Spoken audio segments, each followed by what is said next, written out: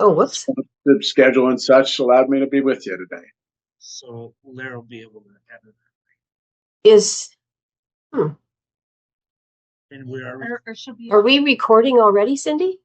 She's just showing me how to record it. Oh, I don't know. I'm just the icon. Okay. Welcome everyone to our third legacy study of the principles of Alcoholics Anonymous. As usual, District 46, Claudia and Marty are here to help us. And again, as it says on our flyer, join us as we explore what it means to practice these principles in all our affairs. And how can these principles help us to live a more sane and sober life? And again, I want to thank everybody for being here. And this month, August, the 8th month, the principle that we're looking at is brotherly love. And I want to start out this month's principle, brotherly love, by telling a little story, of course. And this is the type of meeting that I would avoid at all costs in the beginning. If there's any other, if the meeting broke up and there's any other one to go to, I would go to it, because it just sounded to me like a bunch of, I think the correct phrase is just woo-woo stuff. And I would hear people talk about these lofty ideas that I had no experience with really, and couldn't understand them. And they didn't seem to make much sense to me. But over the years, my thinking's changed. And one thing that changed it was keeping with this principle of brotherly love. And if you investigate what the principle of brotherly love means in any spiritual discipline, it all comes down to the same. It all comes down to the same thing, and that is, whatever you do for your brother, you do for yourself, and whatever you withhold from your brother, you withhold from yourself. That's the underlying law behind the principle. And like every other law, there's no exceptions. Of course, the way I lived my life was, I couldn't comprehend that, because whether we go from the second commandment, in Christianity, to love your brother as yourself, or love your neighbor as yourself, to the first tradition in Alcoholics Anonymous, our common welfare comes first. To me, that meant there's all sorts of exceptions. I could be nice to this person, but not this one, because look what they did to me. So I had nothing but exceptions. And I was at a very interesting, I'll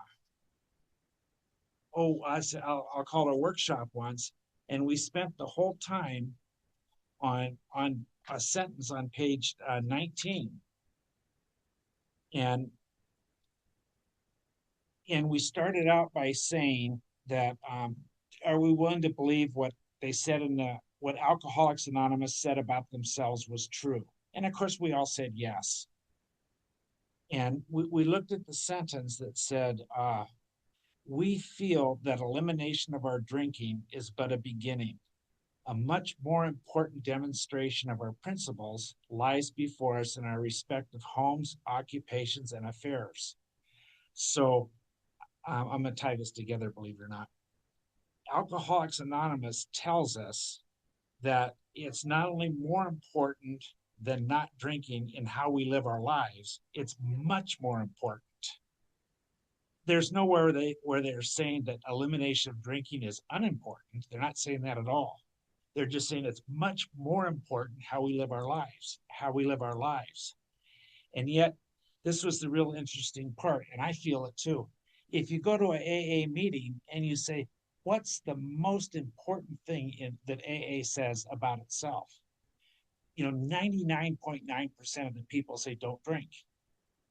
which again, it's not unimportant at all, but it's not what Alcoholics Anonymous says, because they're telling us this is much more important. And knowing that, being able to read it in black and white, and I think it's impossible to take this out of context, what they mean. I mean, I think you can't take it out of context. They're saying how we live our life is more important than not drinking, or elimination of drinking, to use those words. And yet, how how how is that possible? I mean, isn't not drinking really what counts? Well, not according to Alcoholics Anonymous.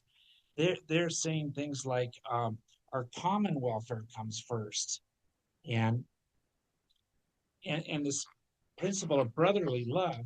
Um, how can it be that other, this love and tolerance of others, um, and our main purpose to be of maximum service to God and others, our main purpose, it contradicts it, with me, at any rate, it contradicted the way my thought system worked. And so I was able to see no wonder, starting with the doctor's opinion, where they introduced the idea that we need an entire psychic change to recover from this terrible disease. And I've tried, and this isn't like trying to go against AA. It's just like, well, using a little bit of this and a little bit of that in AA to live a better life. And that's my program. That's good enough. And maybe it was good enough to live a little bit of a better life, but in no way was it the type of life they were talking about that's available in Alcoholics Anonymous. To have a code, like it tells us in our literature, love and tolerance of others is our code. Well, all this can sound so good on a conceptual level, and like we're talking here. I mean, it's great topics to talk about, but how do they manifest? I was going to say our lives. How does it manifest in my life? Like, where's the proof that I think it's as important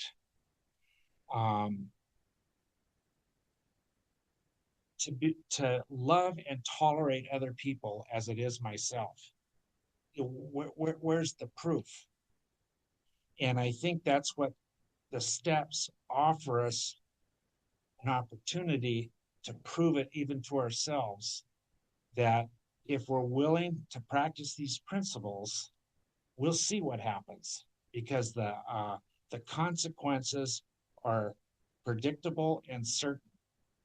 And I'm finding that out in small ways over the years, where I felt that this would be a very loving and tolerant thing to do of somebody else to somebody else, because I'm thinking in the back of my mind, what if they're right? What if AA is right?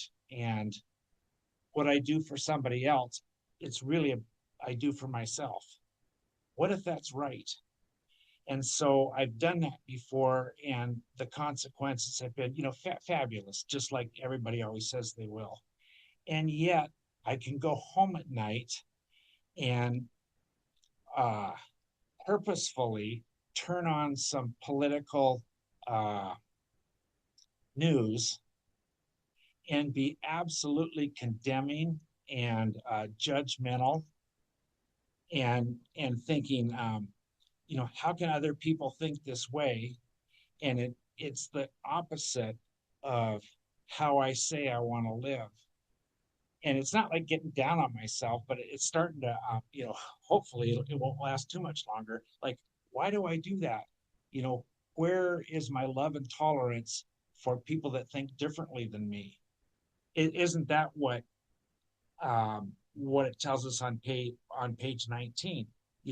How we live our life is much more important than not drinking. But again, it's not saying that not drinking is unimportant. And so, do I want to live my life in conditional tolerance and conditional kindness? And if you think the way I think you should think, you're great. And if you think differently, to hell with you, because that's pretty much the black and white of ego thinking versus spirit thinking. Boy, I'm glad I'm entertaining you, Larry. Um, anyway, so that was that's kind of my take on today's deal, on today's principle. But wanted to end it with this, with another quote from the Big Book. And on page 153, it says, "Then you will know what it means to give of yourself that others may survive and rediscover life. You will learn the full meaning of love thy neighbor as thyself." And this isn't from Alcoholics Anonymous. This is from an old mentor of mine. This is from Don P. Larry. And he said, "You'll learn the full meaning of love thy neighbor as thyself because your neighbor is yourself." Okay, so that's my little take on it. So again, thank everybody for being here. And John, thank you, John, and you're up. Well, hi, everybody. I'm John. I am an alcoholic. My goodness, thank you, Steve. I really needed that because I was a little bit of fear. I was a little bit fear because I thought how I might come off sounding, and you've just laid a great foundation. Um, you know, I, I really tried the not drinking exclusive route. Um, I thought that that would do it if I just didn't drink and went to lots and lots of meetings, that this change would happen to me. And I was successful in staying sober, but not only did I not experience a change, psychic change, I started to go dark. I started to go dark, and that is when I turned in the direction of the solution, and I became willing and open to do things that the program suggested. And I think one of the angles is that and by the way, is there a timer thing so I know where I am? I don't know. No, I can set one. Yeah, because I don't know where I'm Do you going want to to be. be like me and go forever? Or No, I don't. But but let me just say, one of the things is that in AA, I became aware that I have to be conscious of my thinking. And I know this can be very controversial, and I attend meetings, and there are people that say our thinking has nothing to do with it. The chapter is it's into action, it's not into thinking. But when I read the book, it's just loaded with suggestions that I have to pay attention to my thinking, because my thinking will direct everything in my life. My life will reflect my thinking. And in fact, I am consciousness. I mean, I am mind. We all are. We're mind, not our bodies. And so I started to pay attention to this. And so in AA, there's this slogan that we hear occasionally. It says that what you think of me is none of my business. What you think of me is none of my business. And people love that. They love that. But we don't talk about the other part B of that slogan. And then that is, however, what I think of you is very much my business. And that's where I can get into trouble. And your example of what's going on, and my hatred and my resentment and my frustration can just overtake me. And I can go crazy. I can go nuts. And I can go dark. And one of the things I was thinking about this is when I first turned, maybe 10 years ago or so, remember there was that incident in Las Vegas where the guy was just shooting at a bunch of people at a concert. And I have to tell you, I didn't tell this to anybody, but I'm okay saying it now, that in a way I understood his madness. I had no idea who this guy was, and I certainly wouldn't do it myself. But I can understand total madness.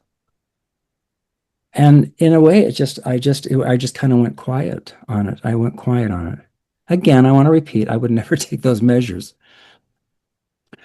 But I have seen myself lose it over what's going on in my mind. Just largely, it's just, it took me so long to understand where I fit into this scenario of wholeness. And wholeness is what Bill W. wrote, is largely in the 12 and 12. In the preface, it says we become usefully and happily whole.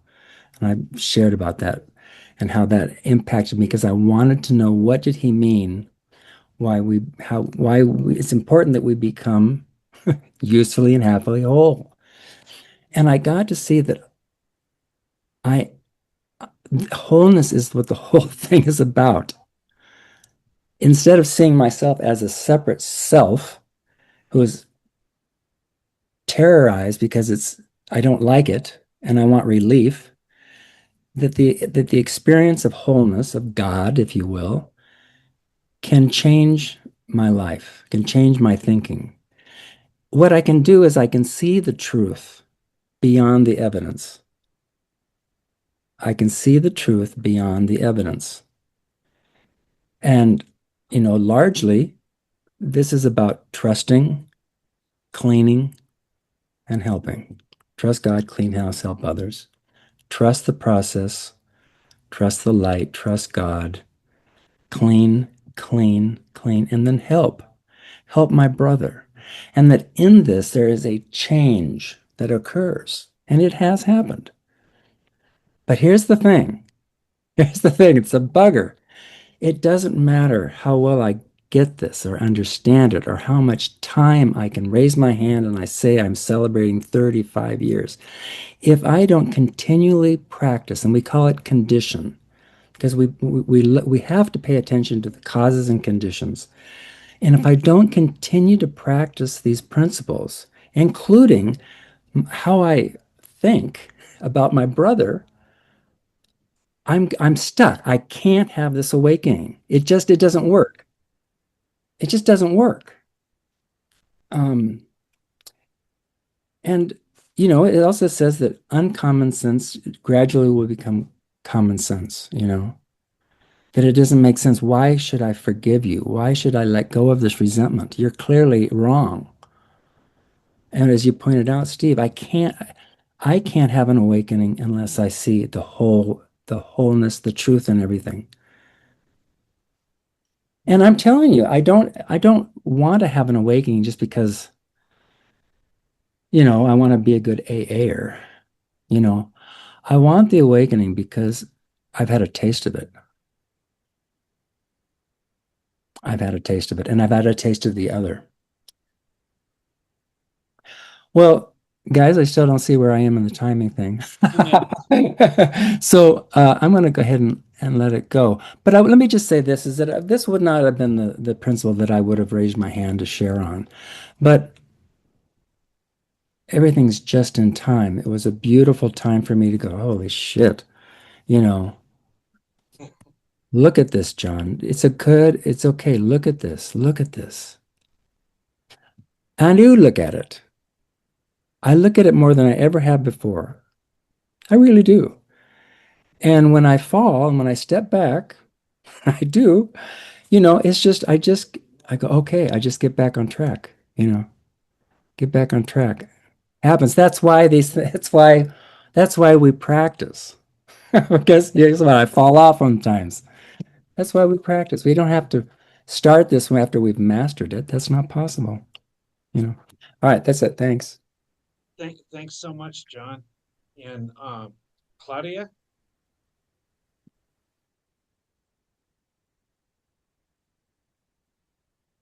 Okay. Hi, my name is Claudia. I'm an alcoholic.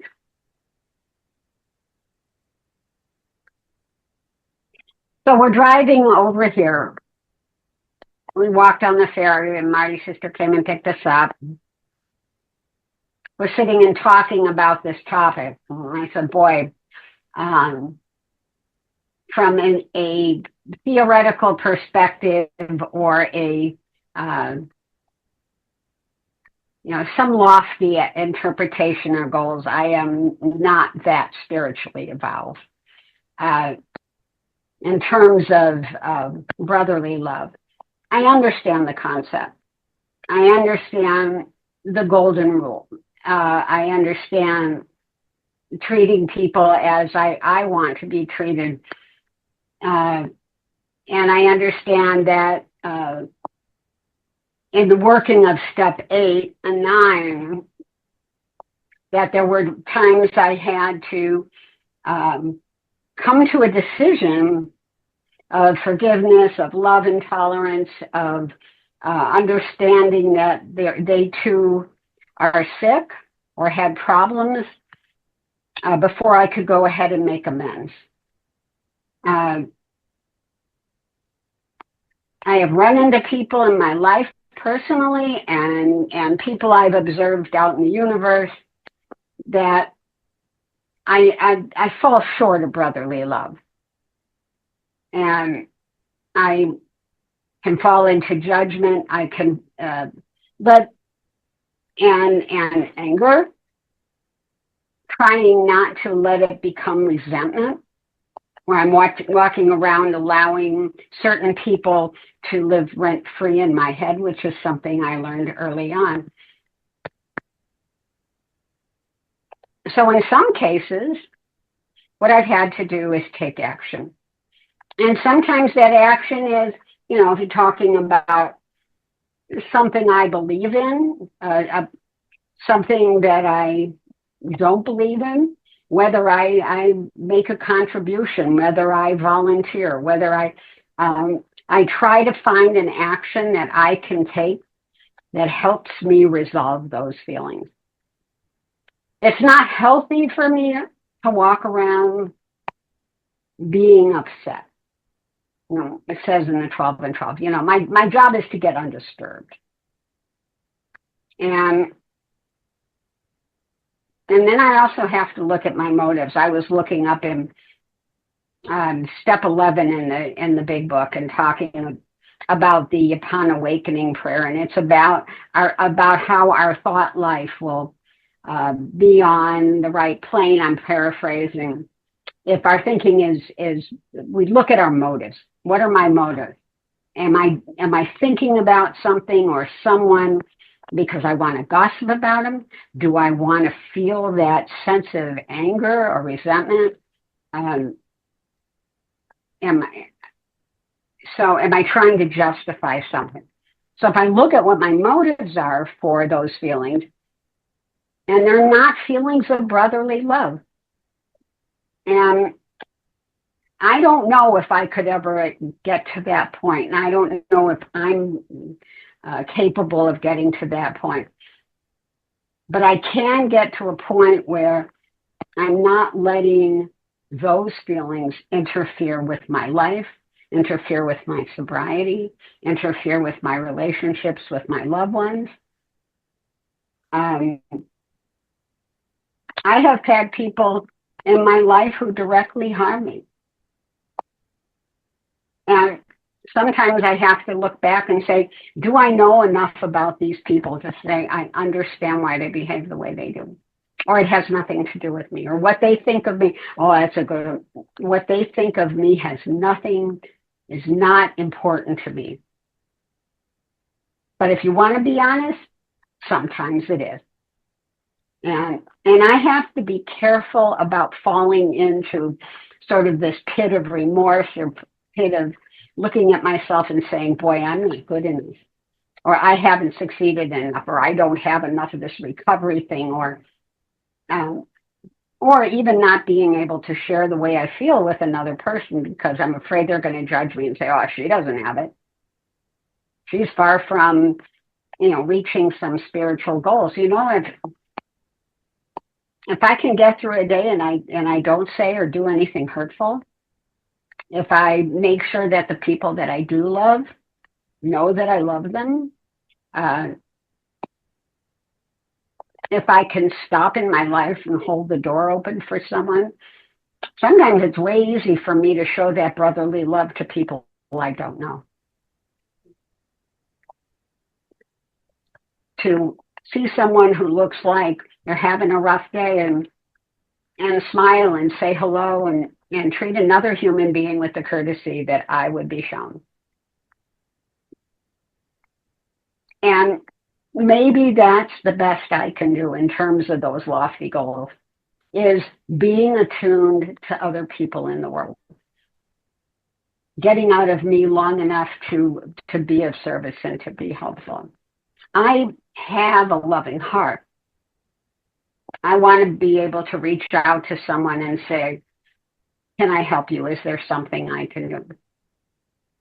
But to be perfectly honest, there are people that I do not have a loving heart towards. And in some cases, it spurs me to action. It spurs me to, what is it about that person, place, or thing that disturbs me? And is there something I can do about it? Is there some action that I can take to get undisturbed? And that's hard sometimes. I'll finish with, there was a person who I knew some years ago who bullied me. A woman I knew in the program. And believe it or not, this is like 6th grade, that we had moved to a new town and I became best friends with someone, really good friends with someone. Well, this woman thought that the other woman was her best friend. And she developed a resentment against me. And she was rude to me and she was disrespectful. She even called me and accused me of saying or doing something. And I thought, maybe I'm misunderstanding the situation.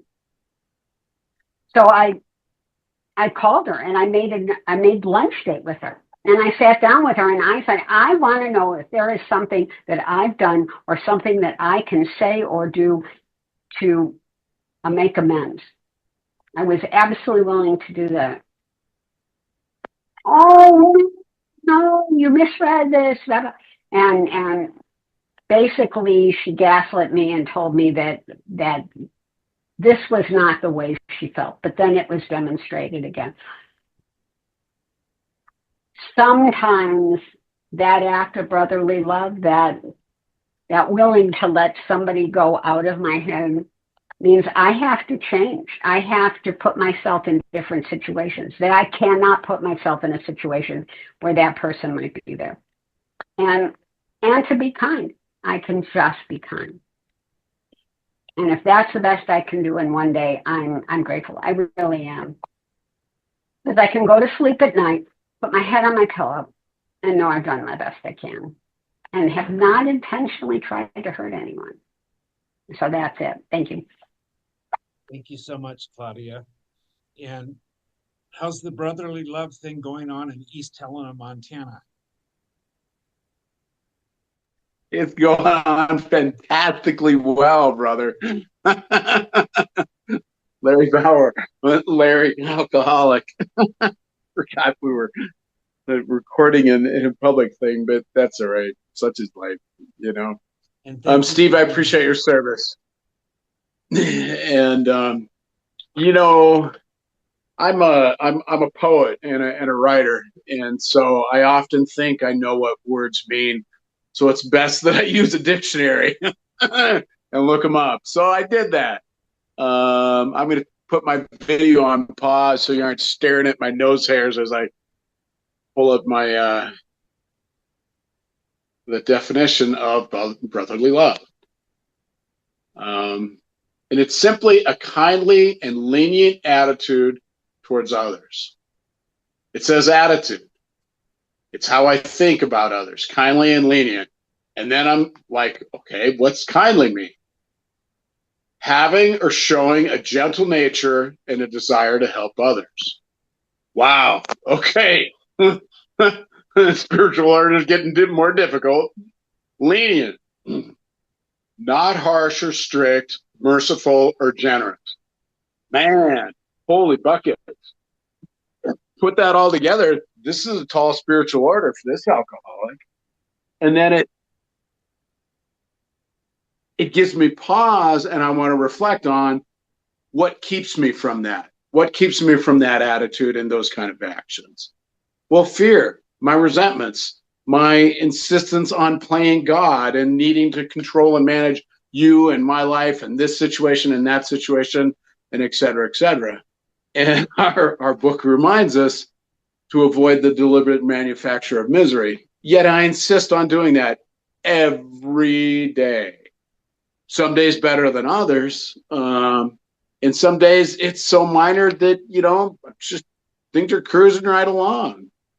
But if I throw myself into the steps and truly make an effort to live the steps, when my fear comes up, when my dishonest behavior comes up, when my resentments come up, when I play God, et cetera, the byproduct is I take a more kindly and lenient attitude and actions toward those around me.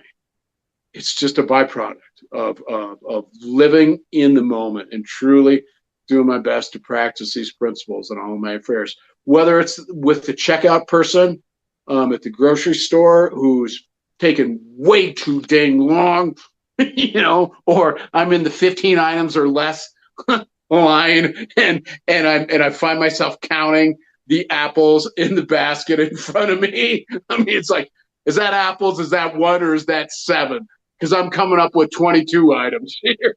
When I'm at peace within myself, I don't care whether you're following the rules or not. It doesn't matter. Because what matters is, am I living it? Am I really practicing it myself? And if I am, it's irrelevant whether you are or not. I get to be a living example. I mean, we often hear, I might be the only big book somebody reads. It's based on my behavior. So there you go. There's the wisdom about brotherly love from East Helena. Thanks again for asking me. Thanks so much, Larry. Hi. Cindy, alcoholic. And I don't know that you've said what, definitions of brotherly love are. And what I've been thinking about are when I see it, because I know it when I see it. So my examples are things like I was a chaperone for third grade girls, and we were at the end of our trip and the end of our ropes, and we were all pulling our suitcases along the street, and one of the third graders had a meltdown and was screaming, and I had a meltdown and was trying to stop myself from just slapping her. And it was another kid who said, "Oh, I'll carry your bag. You can carry mine." That's brotherly love. It was just like, boom, it just hit me. And I had a friend with a fatal disease, and he had a teenage son who really struggled with his father's terminal illness and acted out and had a horrible time. And when his dad passed away, I went to the memorial service, and the man's brother, so this kid's uncle, got up in front of a church full of people and was talking about his brother, and he broke down in tears, and his whole body and it was that teenage boy who got up and went up and put his arms around him. And that's brotherly love. I don't know. It's when I'm answering the phones out here and somebody needs a call back, and I go down the list of people, and it brings tears to my eyes every time, is somebody will say, oh, I'd be glad to call him back. Let me pull off the freeway so I can get the information. It's stopping their lives to help a stranger in need. That's brotherly love. And I just hope that I can get out of my thinking brain where I'm and just think of other people, not think about other people, but just observe, to take the time outside of me to just observe, watch, and put aside myself to think about somebody else. That hopefully I will be able to exhibit that brotherly love. Thank you. Thank you, Cindy. And Marty?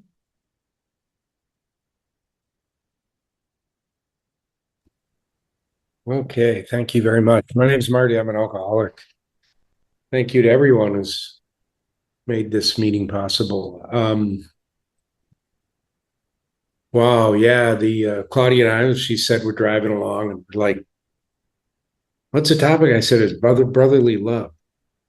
Like, how the hell do we share on that?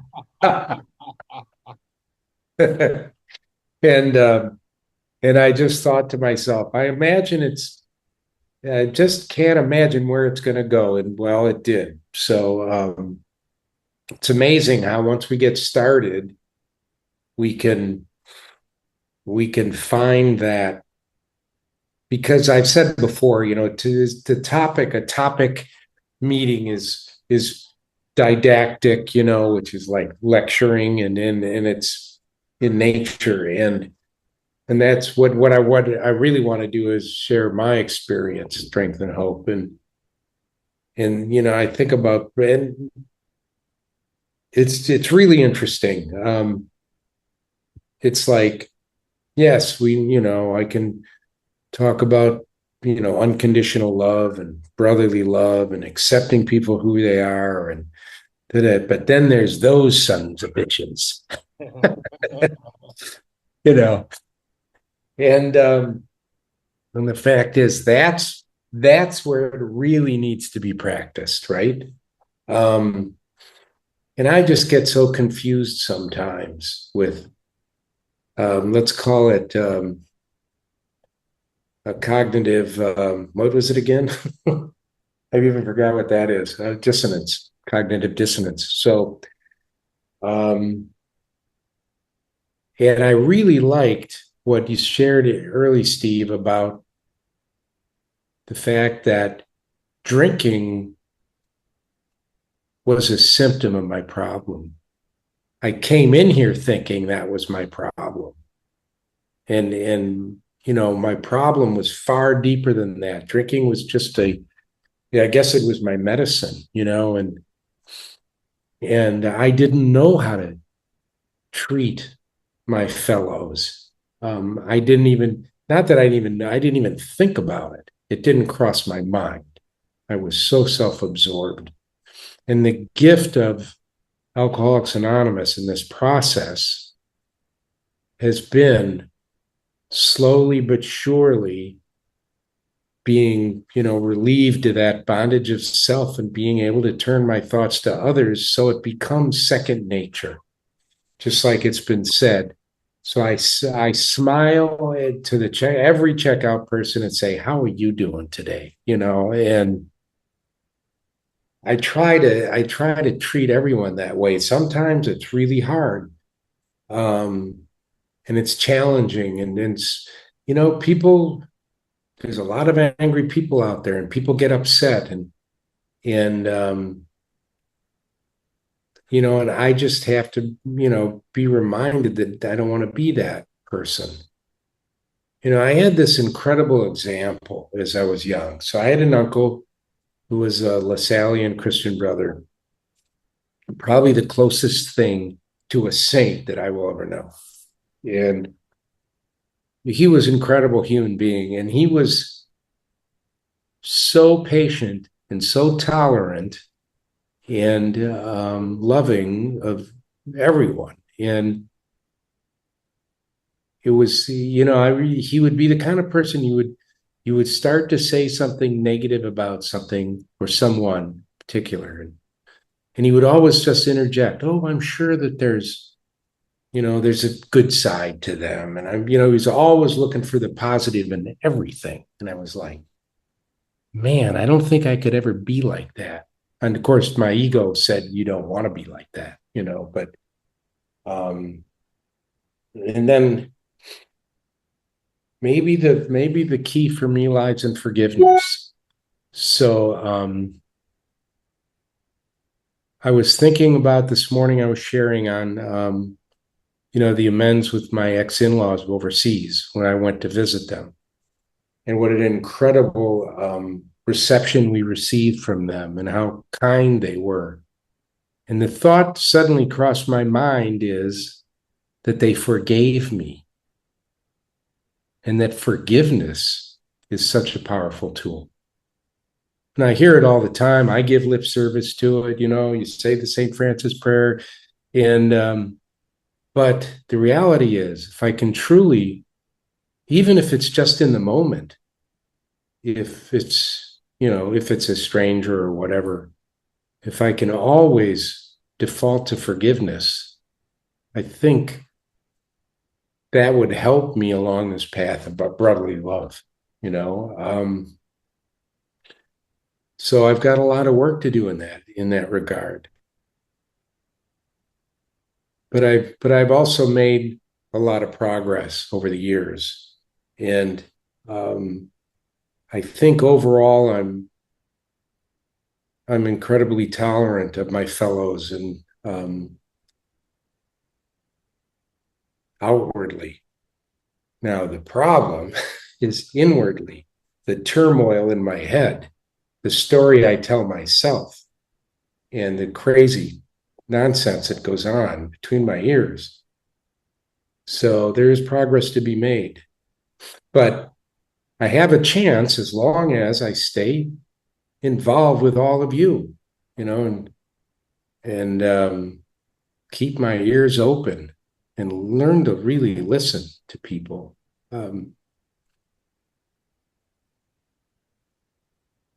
I've had some really good friends and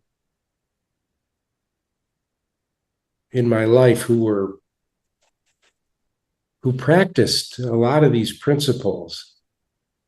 They weren't alcoholic, and they practiced, they practiced these kind of principles. They just seemed to come second nature. It's like you're talking about the 3-year-old who says, I'll carry your bag or whatever. And it just was second nature for them. It's like, how does that happen? And what the good news is for me is that, I don't find it necessary to drink today, and I have an opportunity to work on character building and in these principles we always talk about, and turning my thoughts to others, constant thought of others. Now what the book says, constant thought of others. And I guess I have to be reminded of that constantly.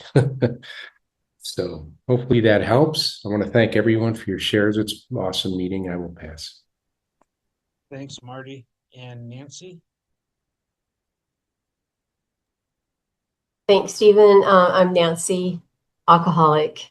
And what a beautiful shares from everybody. I found myself just like going, oh yeah, that's so true. And the honesty of it and the willingness, which step 8 is very much about, our willingness to go to any length, right?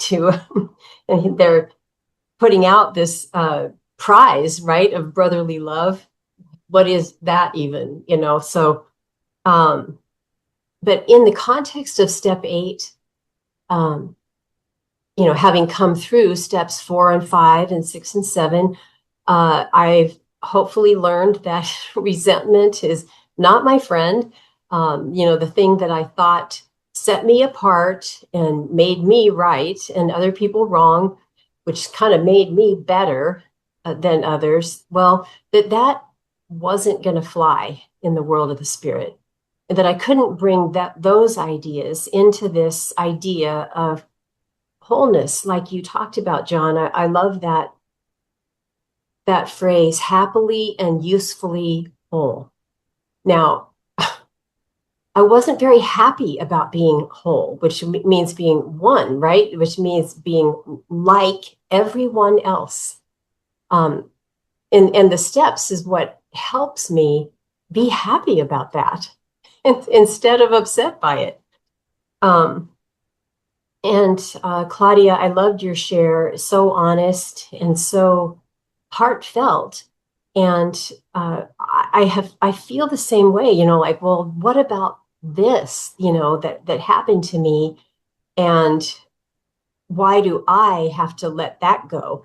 And I'm not saying that that's exactly how you were feeling or how you think about it, but it's what came up for me. And the way it was explained to me as I tried to defend my position to my sponsors and mentors was that what if it was a shred of a resentment or a big block of a resentment, that neither were going to serve me well or anyone else, and that I wasn't required. This is what really helped me. I wasn't required to have no resentments. I was just asked not to want to keep any to myself.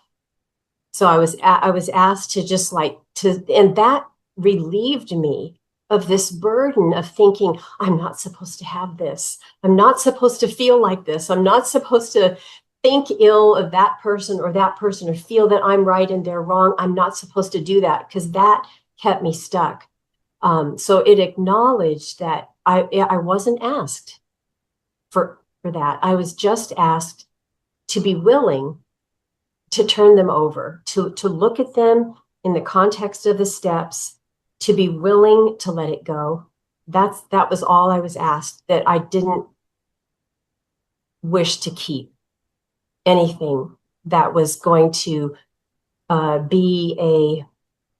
a gap in between me and my brother, which I think of in terms of this discussion and the principle of brotherly love. I think it applies to everyone, right? Everyone that I meet in AA or not in AA, to everyone. And that today is a big, big deal, right? Because it's never been more apparent than like, well, what about that?